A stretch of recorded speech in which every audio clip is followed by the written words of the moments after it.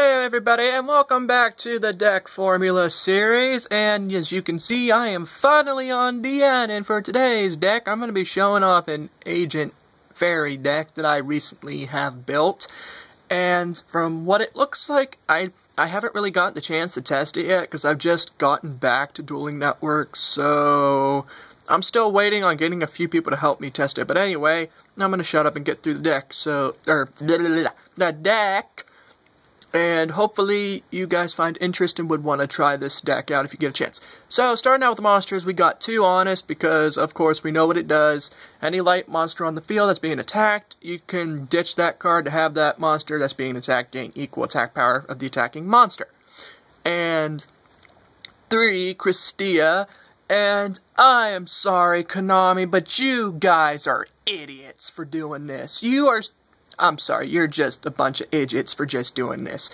Christia, basically, if you get 4 fairy-type monsters in the graveyard, you can special summon this monster from your hand. And, of course, okay, I forget a little bit of what this card does. Target a fairy-type monster in your graveyard, add that target to your hand. Neither player can special summon. Okay, it's a lockdown for special summons, that's right. Okay, then next we have 3 Master Hyperion, and Konami, of course, keeps this at 3 because it supports the agent build. While on the other hand, this card just screws everybody, just like the Heralds. I'm sorry, if anyone on here is a Herald player, forgive me, Heralds suck because of what they can do. Okay, so we got Master Hyperion. You can basically either sacrifice 2 monsters, or you can just banish an agent monster from your field or graveyard to special summon this card from your hand. Now, what he really does is, for those who do or do not understand this card, okay, like I said, you banish either or fairy type to special summon him. And of course, you can banish another fairy type monster to target a monster on the field and destroy it. And if Sanctuary of the Sky is on the field, this ability can apply twice. Now, that's actually not a bad effect, but it does get kind of trolly. That is if you don't know what you're really, if you don't know how to use it. Okay, next we have 3 I can't pronounce, I give up. Herald of Heaven, and I know I just talked crap on the Heralds, but this card really doesn't apply as a Herald, even though it has Herald in its name. Anywho, what this card does is you basically ditch it to search out for Sanctuary here, and as you can see we have 3 Sanctuaries. As long as it's on the field and you have fairies on the field in attack position, you take no battle damage. So yeah, you want to keep this at 3 just to support these cards, especially if they're agents, because most agent decks get add-on abilities to Sanctuary. So you have 3 of these to search out for that, and gets through a search power in. Hecatrice, you ditch him from your hand to add 3 Valhalla. And what Valhalla does is, if you have no monsters on your field, you can special summon any fairy type from your hand to the field. So basically, combo, ditch that card, go into that, or if you get Herald and Hecatrice both in your hand, ditch them to go into Valhalla and Sanctuary. And if you have Christia or Hyperion, you can just get those out automatically. And then the Shining Angel, of course, we know what that does. That card's been around since, like, the get-go of the game. Sorry, that's something. It's tickling my throat. Shining Angel, if destroyed by battle, you can special summon a light fairy type monster, or any light monster of 1500 less from your deck to the field, and attack position, sadly. So, of course, you'd probably want to go into an agent Earth, or go into Earth, but not really. So I would probably just go either into another Hecatrice or another Angel just to get more search in, so you can get to your cards quicker. And for the other 3, we have 3 Venus, and of course pay 500 life points to search out for... Ah, crap. I still didn't get a mouse for this computer yet, so I'm using a freaking keypad, so it sucks. Anyway, Mystical Shine Ball, you want to pay 500 to get 3 of those out. And you want to go into, like, any rank 2s, so that way you can get yourself a good defense or whatever.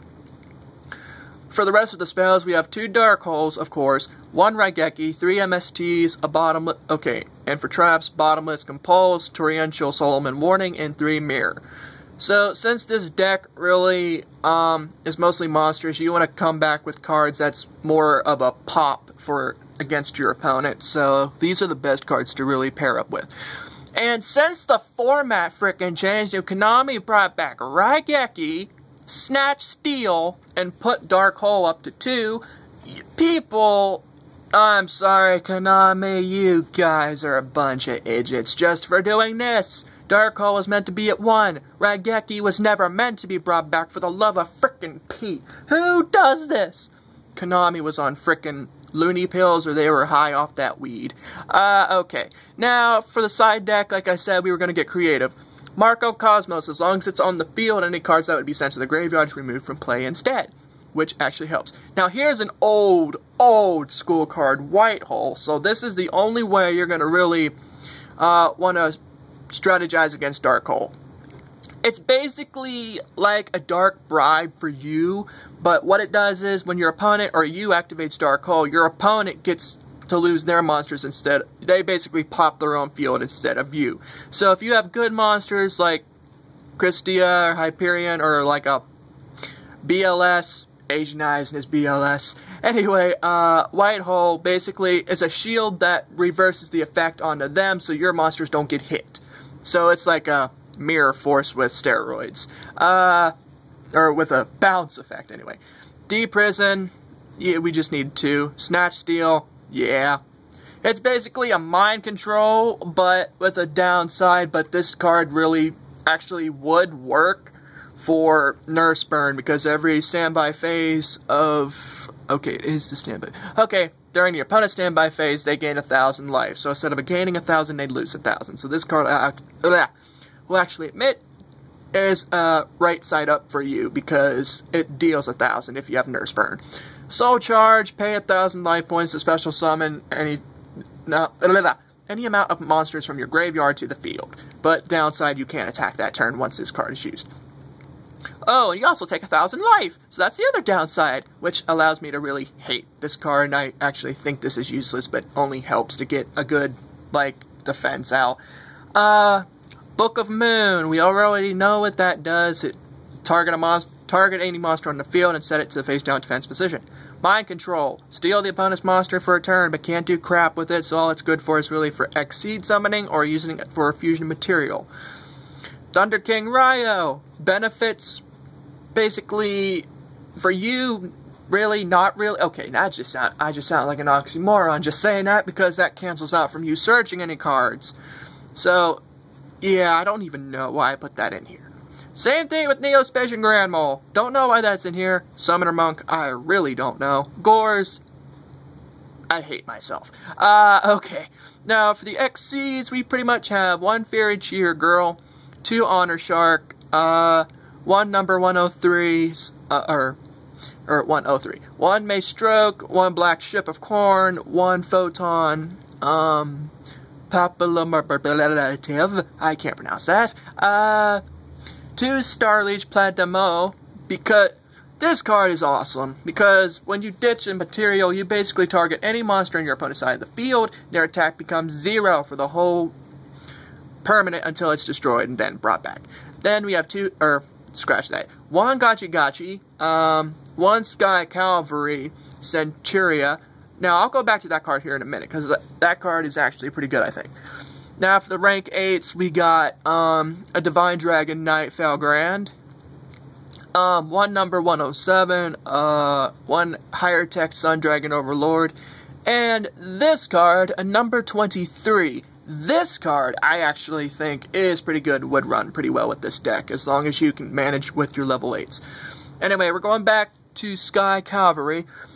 It requires 2 level 2 monsters. This card cannot be destroyed by battle while it has XYZ materials, which is actually pretty good. At the end of the damage step, if this card battled an opponent's monster, you can detach 1 XYZ material from this card, return the opponent's monster from the field to the hand. Now, this card is actually not bad. As long as it has materials, it can't be destroyed by battle no matter what. So its attack is 2,000, so it's actually not bad for a rank 2. So as long as you can manage with the materials and not get it to where it won't have any, you're pretty much set up. And this would actually be good for next seed-based deck. And we'll go back to that card here in a minute. Gonna cancel this out. This is the part 1 to Agents deck for me.